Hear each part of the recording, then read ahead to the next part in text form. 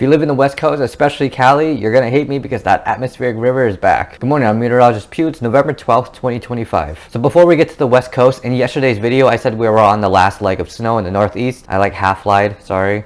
So the good news is that if you live on the south or east part of Lake Erie or Lake Ontario, you're going to see some lake effect precipitation like rain instead of snow. We've had a lot of warm advection or a lot of warm air moving through the country, even into the Northeast. So temperatures are around like the 40s. But if you live adjacent or on the Appalachian Mountains on the west side, you are still going to see some snow for today and tomorrow. And this is because if we look at 850 millibars or 500 feet above the surface, we still have that low level low pressure somewhere around the Quebec area, and it's still providing a lot of northwesterly flow. And even at the surface, we do have some westerly flow going onto the mountain, and that's providing orographic lift, which is helping with that upward motion to produce the clouds, but also cooling the air to provide that snow. And so looking at 500 millibars or midway to the troposphere, looking at the mid-level jet stream, we are seeing that this trough that brought in a lot of cold air is finally passing to the east, and we're having this ridge going into the central part of the US, bringing in some warmer air. And so for right now and for this weekend, anything east of the Rockies can expect higher than average temperatures. But if we go further west at the Pacific, we do have an upper level low pressure that's going to be coming through. And what that's doing is creating this trough with a lot of winds aloft, and what that's going to be carrying is a lot of moisture, which is why we call it an atmospheric river. And so throughout the west coast, going all the way from Southern California to the Pacific Northwest, throughout the day today, you guys may be experiencing some isolated light showers. But a lot of this moisture won't come until really late tonight, around 11 to 12 a.m. Pacific time. So going down to like Central California, including the Bay, San Francisco area, Northern California, Oregon, Washington,